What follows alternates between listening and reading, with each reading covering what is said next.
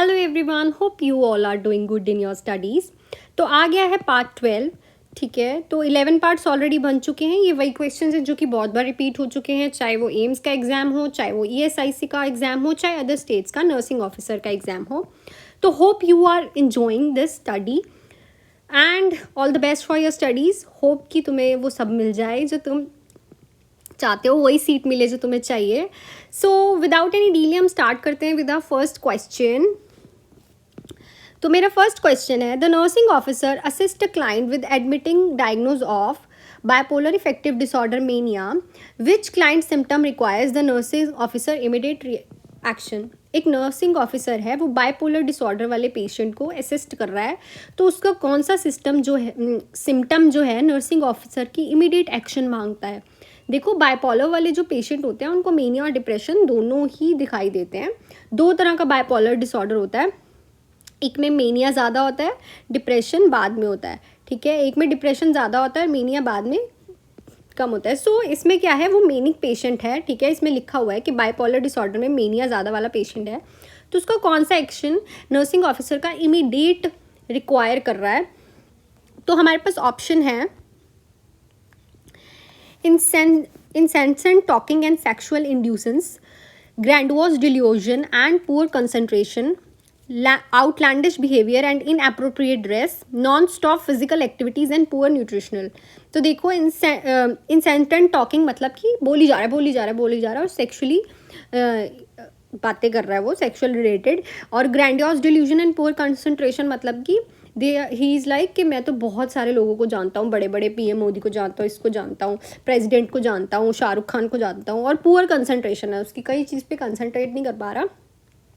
Outlandish behaviour है, inappropriate dress है। Outlandish behaviour मतलब नॉट अप्रोप्रिएट बिहेवियर, कोई मैनर नहीं है और इनअप्रोप्रिएट ड्रेस डाली हुई है, या फिर वो नॉन स्टॉप फिजिकल एक्टिविटी कर रहा है और उसका न्यूट्रिशन बहुत ज़्यादा गंदा है। तो बताइए कौन सा ऑप्शन बिल्कुल सही रहेगा, कौन सा सिम्टम इमीडिएट एक्शन मांगेगा। तो जो सिम्टम इमीडिएट एक्शन मांगेगा वो होगा नॉन स्टॉप फिजिकल एक्टिविटी, ठीक है, और पुअर न्यूट्रिशन। देखो, अगर वो नॉन स्टॉप फिजिकल एक्टिविटी कर रहा है तो वो किसी को मार भी सकता है, ठीक है, हाइपर एक्टिविटी में होके, ठीक है, और कुछ खा नहीं रहा तो वो जल्दी से बीमार भी पड़ सकता है। तो नॉन स्टॉप फिजिकल एक्टिविटी तो हमारी उसकी बंद करानी होगी, क्योंकि वो एक्टिविटी करते करते किसी को हार्म भी पहुंचा सकता है। तो ये एक्शन जो है हमारा इमीडिएट। मेनिक पेशेंट्स लिबिडो में ज़्यादा मतलब इंटरेस्टेड होते हैं, तो ये डिल्यूजन्स उनमें होती हैं, बड़ी बड़ी बातें मार रहा है बट वो कुछ नहीं करेगा। ठीक है, वर्बली हम उसे रोक नहीं सकते हैं, ठीक है, बट फिजिकली हमें रोकना पड़ेगा, क्योंकि फिजिकली किसी को हार्म कर सकता है वो। ठीक है, नेक्स्ट क्वेश्चन पे चलते हैं। A client present to the emergency department with upper gastrointestinal bleeding in a moderate distress में है वो। In a planning care which priority nursing action for a client. एक क्लाइंट आया इमरजेंसी डिपार्टमेंट में, उसको अपर गैस्ट्रो इंटेस्टाइनल ब्लीडिंग हो रही है, ठीक है, गैस्ट्रो और इंटेस्टाइनल अपर वाली साइड पे, तो उसको ब्लीडिंग हो रही है, वहाँ पे उसको कुछ दिक्कत होगी। इट इज़ और थोड़ा सा डिस्ट्रेस में भी है, मॉडरेट डिस्ट्रेस में भी है, तो हम उसकी प्रायोरिटी नर्सिंग एक्शन में क्या करेंगे। ऑप्शन है हमारे पास, assessment of vital signs, completion of abdominal examination, insertion of prescribed NG tube, या फिर throughout investigation of precipitating events. तो हम क्या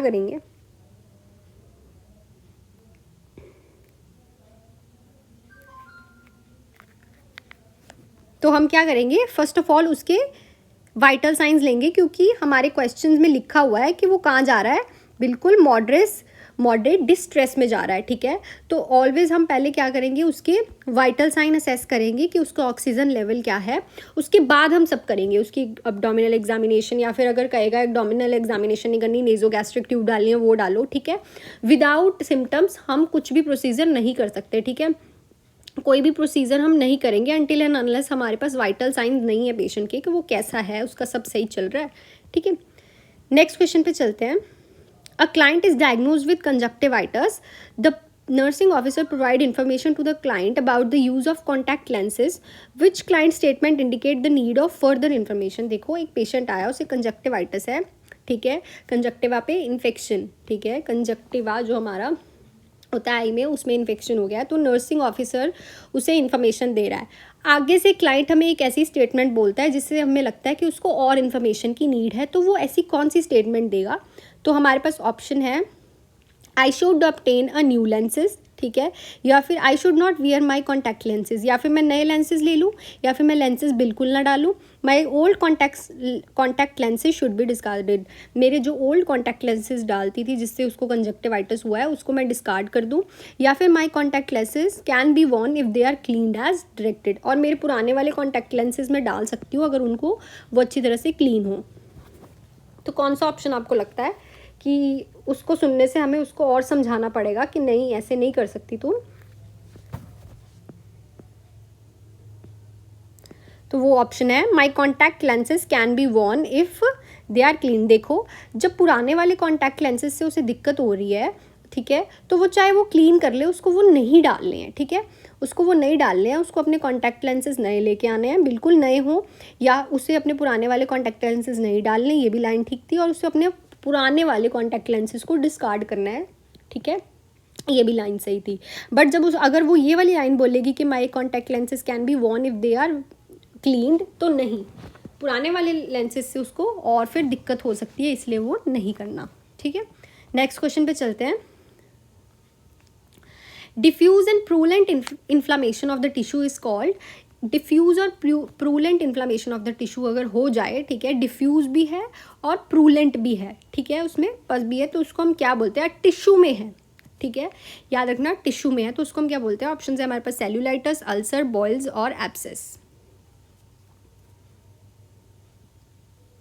तो उसको बोलते हैं सेल्यूलाइटिस। देखो, जो सेल्यूलाइटिस होता है ना, वो होती है डीपर लेयर में डिफ्यूजन हो जाती है, ठीक है। जो एब्सेस होता है उसका ना अपर पार्ट पे बनता है, एब्सेस हमेशा अपर टिश्यू पे बनता है, टिश्यू के ऊपर बनता है एब्सेस। आपने देखा होगा किसी के पस पड़ती है ना निकल, पर जो डिफ्यूज सेल्यूलाइटिस वो जल्दी ठीक भी नहीं होता, ठीक है। सबक्यूटेनियस लेयर जो डीपर लेयर होती है स्किन में, उसमें अगर इन्फेक्शन हो जाए तो उसको बोलते हैं सेल्यूलाइटिस। तो प्रूलेंट और diffuse purulent inflammation of the tissue is called cellulitis. Next पे चलते हैं। नेक्स्ट क्वेश्चन है हमारे पास, which of the following is most likely to inhibit wound healing by interfering with the mechanism of releasing oxygen to tissue and reducing the amount of functional haemoglobin in the world. तो देखो, question थोड़ा complicated है। क्या कह रहा है? कौन सा फैक्टर जो है वो वूंड हीलिंग में इनहिबिट करेगा, इंटरफेयर करेगा और ऑक्सीजन के मैकेनिज्म को टिश्यू तक जाने में रिडक्शन करेगा, मतलब ऑक्सीजन जो है वो टिश्यू तक जा नहीं पाएगी और फंक्शनल हीमोग्लोबिन ब्लड में भी दिक्कत करेगा। तो कौन सा ऐसा फैक्टर है? ठीक है, तो क्वेश्चन थोड़ा कॉम्प्लिकेटेड है और उसके ऑप्शंस उतने ईजी है। ओबेसिटी, स्मोकिंग, रेडिएशन या नन ऑफ अबव।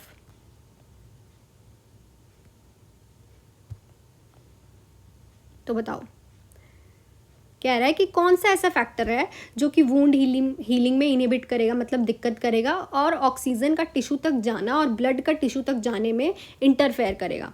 तो इसके ऑप्शन में से कौन सा ऑप्शन सही है? तो कौन सा सही है हमारा? स्मोकिंग। देखो, स्मोकिंग जो है वो इफ़ेक्ट करेगा, ठीक है, टिश्यू तक ब्लड को जाने नहीं देगा। बिकॉज आपने देखा होगा जो लोग स्मोकिंग करते हैं उनको बहुत ज़्यादा दिक्कत होती है, सांस की दिक्कत है, इट मीन्स ऑक्सीजन भी उनकी बॉडी में कम होगा, ठीक है। तो स्मोकिंग से उसे वूंड हीलिंग उसकी नहीं होगी प्रॉपर, ठीक है। नेक्स्ट क्वेश्चन पे चलते हैं। All of the following organs of a lymphatic system except, ये सारे लिम्फेटिक सिस्टम के ऑर्गन हैं एक्सेप्ट एक में से। तो आप बताइए कि कौन सा जो है इनमें से लिम्फेटिक सिस्टम का ऑर्गन नहीं है। तो ऑप्शन है टाउंसिल, स्प्लीन, थाइमस, पैनक्रियाज। कौन सा नहीं है?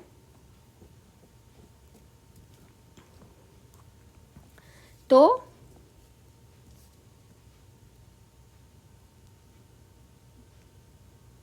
हमारा पैनक्रियास, ये क्या नहीं है? लिम्फेटिक सिस्टम का ऑर्गन। देखो, लिम्फेटिक सिस्टम क्या है? ये एक वेरी स्मॉल ट्यूब्स होती हैं, बहुत बहुत छोटी, ठीक है, वेरी स्मॉल ट्यूब्स होती है जो कि क्या करती हैं? ड्रेन करती हैं लिम्फ फ्लूइड्स, ठीक है। ड्रेन क्या करती हैं? ये लिम्फ फ्लूइड, ठीक है, किस किस में होती हैं ये? मेजरली बोन मैरो में होती हैं, ठीक है, हमारे टाउंसल्स में भी होती हैं, स्प्लीन में भी होती है, थाइमस में भी होती है, ठीक है। उसके बाद ये और किस चीज़ में होती है? लिम्फॉइड नोड्स में भी होती हैं, ठीक है। तो ये एक वेरी स्मॉल ट्यूब्स होती हैं जो कि ड्रेन करती है लिम्फ फ्लूइड, ठीक है। और ये कहाँ प्रेजेंट होती है वो मैंने आपको बता दिया। नेक्स्ट क्वेश्चन पे चलते हैं। Which of the following is a priority in a nursing care plan of a patient diagnose of immune deficiency. एक पेशेंट है, उसको इम्यून डेफिशिएंसी है, तो कौन सा प्रायोरिटी नर्सिंग केयर प्लान होगा? तो हमारे पास ऑप्शन है providing mental and providing emotional support to decrease anxiety. उसकी एंग्जाइटी डिक्रीज करने के लिए हम उसे मेंटल सपोर्ट देंगे, इमोशनल सपोर्ट देंगे। Identify factor that decrease the immunity function. हम उस फैक्टर को आइडेंटिफाई करेंगे जो इम्यूनिटी फंक्शन को डिक्रीज कर रहा है। या फिर हम encouraging discussion about lifestyle changes, या फिर उसके लाइफस्टाइल चेंजेस को जो वो कर सकता है उसके बारे में उसको इंकरेज करेंगे कि तू एक्सरसाइज कर, ठीक है, ओबेसिटी कम कर, खाना ऐसा खाना है। या फिर हमें प्रोटेक्ट करेंगे क्लाइंट को फ्रॉम इन्फेक्शन। तो क्या प्रायोरिटी नर्सिंग केयर प्लान रहेगा हमारे लिए जिसकी इम्यून डेफिशिएंसी है? तो हम क्या करेंगे? प्रोटेक्ट करेंगे क्लाइंट फ्रॉम इन्फेक्शन। देखो, जिसको भी इम्यून की डेफिशिएंसी है उसको इन्फेक्शन होने के बहुत बहुत ज़्यादा चांसेस होते हैं। जिसका इम्यूनिटी लो होता है ना उसको इन्फेक्शन बहुत ज़्यादा चांसेस होते हैं। तो ऑलवेज हमारी प्रायोरिटी में नर्सिंग केयर प्लान में क्या रहेगा कि हम उसको इन्फेक्शन से प्रिवेंट करें, ठीक है। क्योंकि अगर वो इन्फेक्शन से प्रिवेंट रहेगा ना तो भी वो हेल्दी रहेगा, ठीक है। एंग्जाइटी उसे नहीं होगी, बेचारे को एंग्जाइटी होगी बट उसको फिर और इन्फेक्शन होते रहेंगे, इसलिए पहले हमें इन्फेक्शन से प्रिवेंट करेंगे, फिर उसके इनकरेज करेंगे लाइफस्टाइल चेंजेस, फिर उसके बाद उसकी फैक्टर को आइडेंटिफाई करेंगे, देन प्रोवाइड सपोर्ट। पहले क्या करेंगे? इन्फेक्शन प्रिवेंट करेंगे, फिर आइडेंटिफाई करेंगे कि किस चीज़ से हो रही है, फिर उसके बाद हम इनकरेज करेंगे डिस्कशन। बाई चांस ये ऐसे आ जाता है तुम्हें कि इनको प्रायोरिटी वाइज लिखो तो तुम इन्हें ऐसे लिख सकते हो, ठीक है। ऑलवेज उसकी, अब देखो उसको इम्यून डेफिशिएंसी हो गई है, कोई बीमारी हमें हो गई है, तो ऑलवेज पहले उसके साइंस एंड सिम्टम को हमें रोकना होता है, उसके बाद हमें उसकी चीज़ों के बारे में पता लगाना है, ठीक है। क्योंकि अगर उसके साइन एंड सिम्टम नहीं रोकेंगे तो और विग्रस होती रहेगी, वो पेशेंट की लाइफ भी लेके जा सकती है, ठीक है। तो इसमें साइन एंड सिम्टम क्या है कि उसको इन्फेक्शन हो सकता है, तो हमें इन्फेक्शन को रोकना है, देन आइडेंटिफाई करना है साथ के साथ, फिर उसके बाद उसका लाइफस्टाइल चेंजेस में हेल्प करनी है और उसको एंग्जाइटी से रिलीव करना है, ठीक है। तो ये ऐसा हो गया। नेक्स्ट क्वेश्चन पे चलते हैं। Which of the following diagnostic test is considered as a golden standard for confirmation of HIV infection? Most important question. तो कौन सा diagnostic test confirmation of HIV infection किया जाता है? हमारे पास ऑप्शन है ELISA test, Tridot test, western blot test और PCR टेस्ट। तो बताइए कौन सा टेस्ट किया जाता है? ये दो टेस्टों में बहुत ज़्यादा कंफ्यूज होता है बच्चे। तो दो टेस्ट में बच्चे जो हैं बहुत ज़्यादा कंफ्यूज होते हैं, एक होता है एलिजा टेस्ट और एक होता है वेस्टर्न ब्लॉट टेस्ट, ठीक है। इन दोनों में बहुत कंफ्यूज होता है। जो एलिजा टेस्ट होता है इसको बोलते हैं एंजाइम लिंक्ड इम्यूनो एसे, ठीक है। इसमें क्या होता है? एक टेक्निक है जिसमें हम देखते हैं कि एंटीजन जो है वो सैंपल में प्रेजेंट है, एंटीबॉडीज इंसर्ट करके हम एंटीजन देखते हैं। वेस्टर्न ब्लॉट टेस्ट जो है वो कन्फर्मेटरी टेस्ट बोला जाता है, ठीक है, उसको हम कन्फर्मेटरी टेस्ट बोलेंगे। एक टेस्ट आप और पढ़ रहे होगे, दैट इज़ ट्राइडॉट टेस्ट। इसमें क्या करते हैं? ह्यूमन सीरम और प्लाज्मा डिटेक्ट करते हैं, मतलब कि ह्यूमन सीरम से और प्लाज्मा से हम डिटेक्ट करते हैं कि जो HIV का एजेंट एंटीजन है वो प्रेजेंट है बॉडी में कि नहीं। PCR टेस्ट तो कोविड में हुए थे, आपने देखा होगा, पॉलीमरेज चेन रिएक्शन, ठीक है। इसमें जेनेटिक मटेरियल डिटेक्ट किया जाता है, ठीक है, इन सब टेस्ट में। अगर ये टेस्ट आपको आते हैं तो आप लिख सकते हो, ठीक है, कि इनमें सब में क्या होता है, तो मैंने आपको इसलिए ब्रीफली बता दिया। नेक्स्ट क्वेश्चन देखो, what must the nursing officer emphasise to a family when preparing a child with persistent asthma for discharge. एक चाइल्ड है, उसको परसिस्टेंट अस्थमा है, हम उसको डिस्चार्ज के लिए प्रिपेयर कर रहे हैं, तो हम उसकी फैमिली को क्या बोलेंगे, ठीक है। हम उसकी फैमिली को क्या क्या बोल सकते हैं? कोल्ड ड्राई इन्वायरमेंट देना है बच्चे को, या फिर उसकी चाइल्ड बिहेवियर पे कोई लिमिट नहीं लगानी, ठीक है, limit should not be placed on the child behaviour, the health problem is gone with symptom, या फिर उसके जब सिम्टम्स चले जाएंगे तो हेल्थ प्रॉब्लम भी चले जाएगी, या फिर medication must be continue even when is asymptomatic, medication उसकी चलाती रहना है इवन दाओ अगर उसको सिम्टम्स कोई होते भी नहीं है। तो क्या बोलेंगे हम उसकी फैमिली को? परसिस्टेंट अस्थमा है उसे।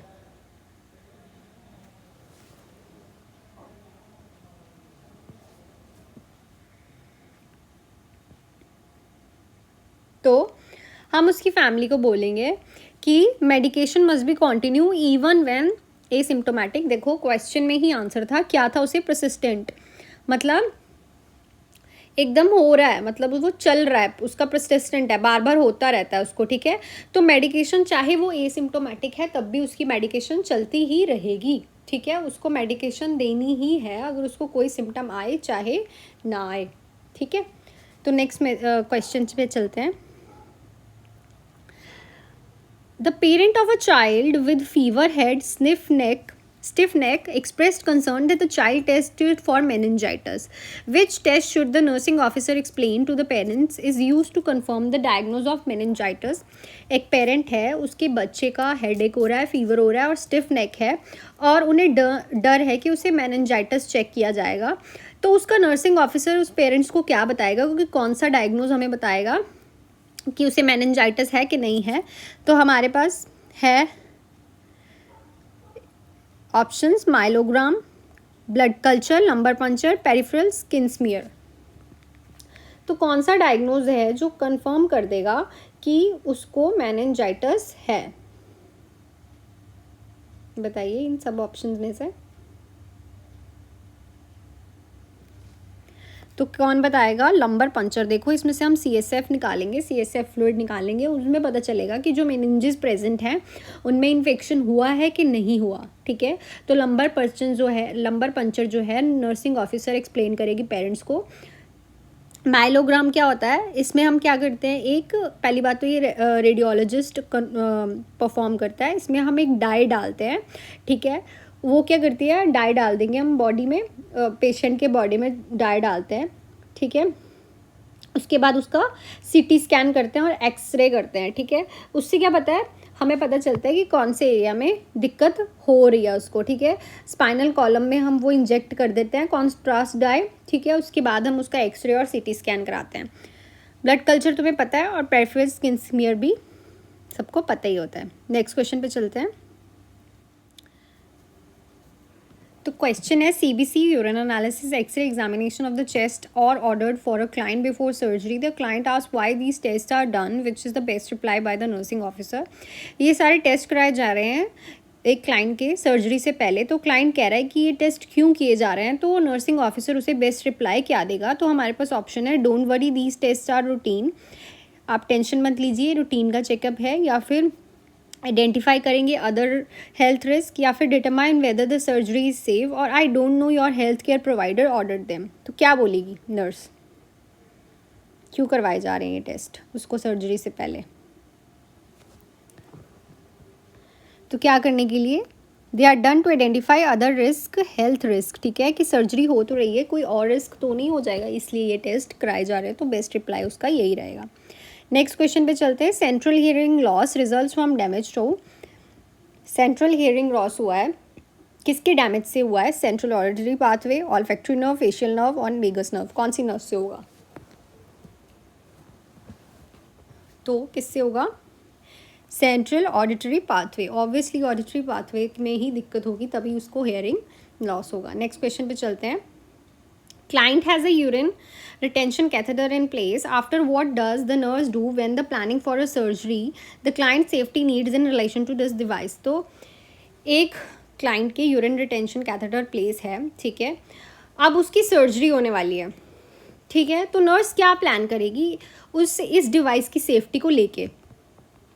क्या वो कर देगी empty bag every 6 hourly, maintain करेगी टेंशन ऑन द ट्यूबिक, या keep the system close that all the time, attach the bag to the side rails of the bed? क्या करेगी वो?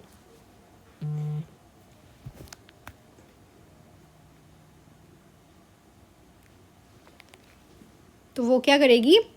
Keep the system close that all the time, ठीक है। देखो उसका urine retention catheter already place है और उसको सर्जरी की प्लानिंग हो रही है, तो हमें सिस्टम जो है उसका यूरिन रिटेंशन वाला वो क्लोज ही रखना पड़ेगा, ठीक है, उसकी सेफ्टी के लिए, क्योंकि उसका यूरिन रिटेन रहना चाहिए, ठीक है। अगर खुल जाएगा फिर तो सर्जरी में दिक्कत करेगा, है ना।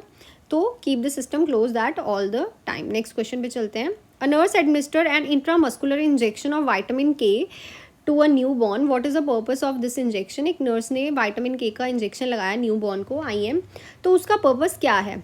तो हमारे पास ऑप्शन है maintain the intestinal flora count, जो हमारी इंटेस्टाइन में फ्लोरा होती है जो कि हेल्दी फ्लोरा होती है, उसको अकाउंट मेंटेन रखने के लिए। Promote proliferation of intestinal flora, या स्टिमुलेट करना है विटामिन के प्रोडक्शन इन द बॉडी ताकि विटामिन के की प्रोडक्शन इंक्रीज हो, या फिर provide until the intestinal flora is establish, इसलिए दिया जाता है ताकि प्रोटेक्शन रहे जब तक इंटेस्टाइनल बच्चे की फ्लोरा जो है वो इस्टेब्लिश ना हो। तो क्या ऑप्शन सही है इसमें से। तो इसलिए दिया जाता है to protect until the intestinal flora is establish, जब तक इंटेस्टाइनल फ्लोरा इस्टेब्लिश नहीं होती तब तक विटामिन के का इंजेक्शन प्रोटेक्शन के लिए दे दिया जाता है, क्योंकि न्यू बॉर्न के कुछ टाइम रुक के इंटेस्टाइनल फ्लोरा होती है, ठीक है, तो विटामिन के का इंजेक्शन उसको दिया जाता है। नेक्स्ट क्वेश्चन पे चलते हैं। और ये एंटी कोगुलेंट भी है, तो कोगुलेशन में भी ब्लीडिंग से भी बचा देता है। The most important law of responsibility in relation to intravenous drug administration, ठीक है, कौन सी रिस्पॉन्सिबिलिटी है एडमिनिस्ट्रेशन ऑफ ड्रग नर्स की। अगर वो किसी को IV ड्रग दे रही है तो नर्स की क्या रिस्पॉन्सिबिलिटी है। कंट्रोलिंग द फ्लो रेट, या फिर checking the prescription chart, check करना प्रिस्क्रिप्शन चार्ट को, या फिर checking and maintaining the patency of vascular device, and या फिर जो उसने डिवाइस लगाई है उसकी पेटेंसी और उसको चेक करते रहना है कि चल रही है, या knowing the therapeutic use of drug, या फिर उसको उस ड्रग के बारे में पता होना चाहिए। नर्स का रोल क्या है, नर्स की रिस्पॉन्सिबिलिटी क्या है। तो checking and maintaining the patency of vascular assess device, देखो फ्लो रेट का भी लिखा होता है डॉक्टर ने, प्रिस्क्रिप्शन चार्ट भी हम चेक करके ही मेडिसिन लगाते हैं, और थेरापेटिक ड्रग का यूज़ हमें पता ही होता है। बट मेन रोल क्या होता है कि जो हम कैनुला लगा रहे हैं वो प्रॉपरली चल रहा है, उसका जो है वो इनफिल्ट्रेशन तो नहीं हो रही, थ्रोम्बस तो नहीं बन रहा वहाँ पे, ठीक है, या फिर पेशेंट को पेन तो नहीं हो रही, डिस्कम्फर्ट तो थोड़ा बहुत होता है बट ऐसा वाला डिस्कम्फर्ट तो नहीं है जो कि कोई प्रॉब्लम को अराइज करे, कॉम्प्लिकेशन को अराइज करे, उसको चेक करना उसकी patency of vascular assess devices की। तो ये मेन रिस्पॉन्सिबिलिटी है नर्स की, ठीक है, ऐसे क्वेश्चंस आते हैं एम्स में। तो नेक्स्ट क्वेश्चन है the initial assessment of newborn is, जो न्यूबॉर्न है उसकी इनिशियल असेसमेंट क्या होती है। तो हमारे पास ऑप्शन है Apgar score, ongoing assessment, clinical assessment, transitional assessment.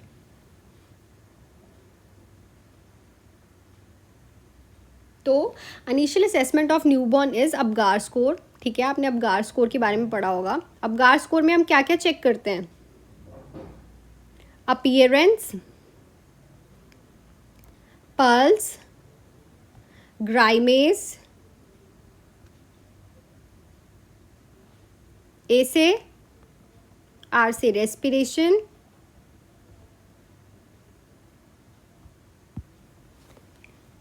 ठीक है। तो अपगार स्कोर में हम ये सब चीज़ें देखते हैं। देखो अपगार स्कोर जो होता है ना, ये उसी टाइम चेक होता है, ठीक है, या फिर उसके बाद हम क्या करते हैं, उसका 5 मिनट्स के बाद उसको चेक करते हैं, ठीक है। तो पहले 1 मिनट पे चेक होता है, देन 5 मिनट्स पे चेक होता है। अपीयरेंस, पल्स, ग्राइमेज, एक्टिविटी, रेस्पिरेशन हम इसमें चेक करते हैं, ठीक है, तो ये याद रखना।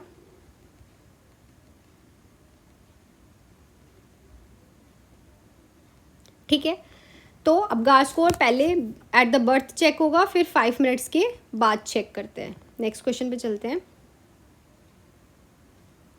The nurse is monitoring a client with the diagnosis of peptic ulcer. Which assessment finding would must like indicate perforation of the ulcer? ठीक है, एक नर्स है वो पेप्टिक अल्सर वाले पेशेंट को देख रही है, ठीक है, उसको गैस्ट्रिक अल्सर है, ठीक है, उस पेशेंट की कौन सी फाइंडिंग इंडिकेट करेगी कि जो उसका अल्सर है वो परफोरेट हो रहा है, ठीक है, परफोरेशन हो रही है उसमें। तो हमारे पास ऑप्शन है bradycardia, numbness in the legs, nausea and vomiting, a rigid broad like abdomen. कौन सी फाइंडिंग इंडिकेट करेगी। तो a rigid and broad like abdomen हमें देखने को मिलेगा अगर पेप्टिक अल्सर वाला कोई पेशेंट है। तो ये याद रखिए, रिजिड एंड ब्रॉड लाइक अब्डामन जो है पेप्टिक अल्सर का साइन एंड सिम्टम भी है। अगर उसका अल्सर परफोरेट होगा तो वहाँ पे रिजिडिटी दिखेगी, ठीक है, जस्ट बिकॉज वहाँ पे स्वेलिंग हो जाएगी, ठीक है, अब्डामन हार्ड हो जाएगा, ठीक है, तो वहाँ रिजिड और ब्रॉड लाइक अब्डामन दिखेगा। नेक्स्ट क्वेश्चन पे चलते हैं। The nursing officer should report which assessment finding to the healthcare provider before initiating thrombolytic therapy in a client with pulmonary embolism। एक पेशेंट है, उसको पल्मोनरी एम्बोलिज्म है, ठीक है, और उसे थ्रोम्बोलिटिक थेरेपी स्टार्ट करनी वाली है, तो कौन सी फाइंडिंग जो है नर्स एक हेल्थ केयर ऑफिसर को बता देगी ये थेरेपी स्टार्ट होने से पहले। तो हमारे पास ऑप्शन है एडवेंटिशियस ब्रेथ साउंड है उसकी, टेम्परेचर उसका 99.4 डिग्री फ़ारेनहीट है, ब्लड प्रेशर उसका 198/110 mm ऑफ Hg है, या फिर रेस्पिरेटरी रेट उसका 48 ब्रेथ पर मिनट है। क्या बताएगी वो?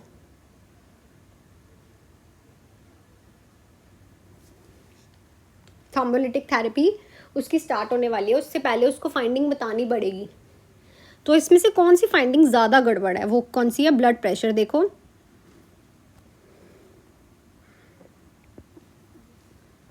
नॉर्मल होता है 120/80।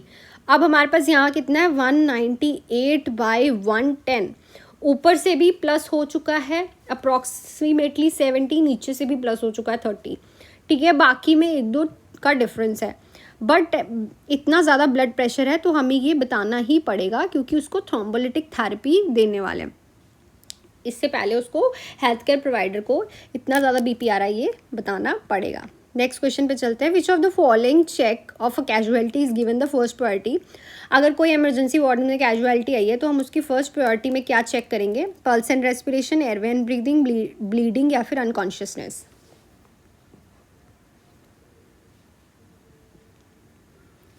क्या चेक करेंगे? Always go for airway, breathing and circulation. ABC always priority रहती है क्योंकि पेशेंट कौन सा है? कैजुअलिटी का है, ठीक है, तो ABC हमने चेक करनी है, airway and breathing. Next question पे देखो। LAMA stands for left against medical advice, limited access to medical advice, leave application for medical advice, none of the above. तो LAMA stands for left against the medical advice. जब कोई patient without medical advice के चले जाता है hospital से बिना बताए तो उसको क्या हम बोल देते हैं? लामा, ठीक है, लामा बहुत बार आ चुका है ये एम्स में, ठीक है, क्वेश्चन। लामा किसके लिए स्टैंड करता है? Left against the medical advice. Next question पे चलते हैं। Child health is greatly depending upon. जो बच्चे की हेल्थ है वो किस चीज़ पे डिपेंड करती है? Maternal health, family health, socio economic status या फिर इंडिविजुअल हेल्थ। ऐसे क्वेश्चन डायरेक्टली एक नंबर देते हैं, तो किस पे डिपेंड करती है?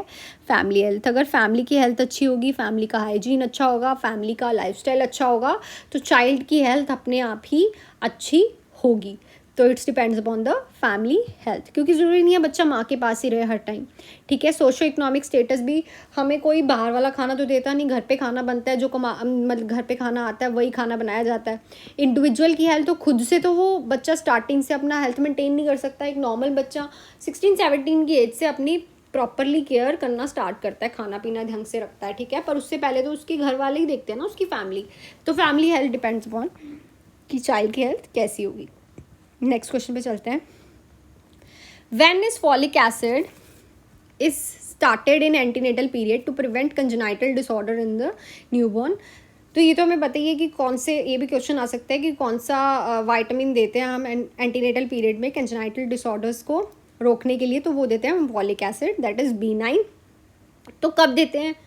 ऑप्शंस है हमारे पास, during the first semester, during the second semester, before conception, during the third trimester. बहुत ज़्यादा इजी क्वेश्चन है बट सारे बच्चे गलत करेंगे। तो कब देते हैं? Before conception. देखो ये सब ने सोचा होगा फर्स्ट सेमेस्टर, देखो कंसेप्शन से पहले ही फॉलिक एसिड स्टार्ट कर दिया जाता है 600 माइक्रोग्राम, और कब तक चलता है? Until the 12th week. 12th week कब हुआ हमारा? 3 महीने तक।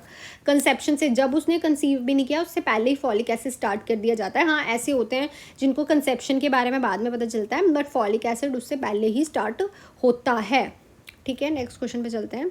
Rohit aged 15 years complain of bleeding gum, the nurse will advise him to take a diet high in. एक 15 साल का रोहित लड़का नाम है उसका, तो उसको ब्लीडिंग गम्स हो रहे हैं, गम्स में ब्लीडिंग हो रही है, तो नर्स उसे कौन सी डाइट हाई लेने के लिए बोलेगी? Vitamin B, vitamin C, vitamin A या फिर विटामिन डी?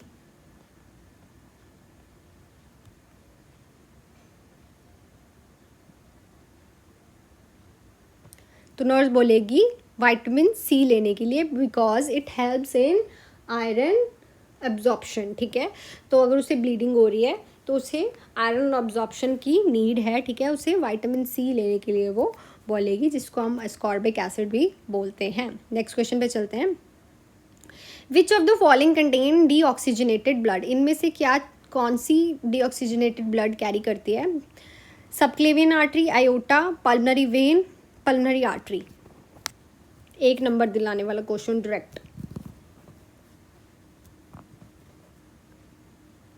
तो इकलौती आर्टरी बॉडी में जो कि डीऑक्सीजनेटेड ब्लड कैरी करती है वो कौन सी है? हमारी पल्मनरी आर्टरी। ठीक है, पल्मनरी वेन ऑक्सीजनेटेड, इकलौती वेन जो ऑक्सीजनेटेड ब्लड कैरी करती है। एओर्टा भी ऑक्सीजनेटेड ब्लड कैरी करता है, और सबक्लेवियन आर्टरी में भी ऑक्सीजनेटेड ब्लड होता है। वेन्स में ऑलवेज डीऑक्सीजनेटेड ब्लड होता है, बट पल्मनरी वेन में हमेशा ऑक्सीजनेटेड ब्लड होता है। नेक्स्ट क्वेश्चन है, the pacemaker of the heart is? ये भी 1 नंबर दिलाने वाला क्वेश्चन है, बहुत बार हो चुका है। हार्ट का पेस मेकर कौन सा है? AV node, SA node, right atrium, left ventricle?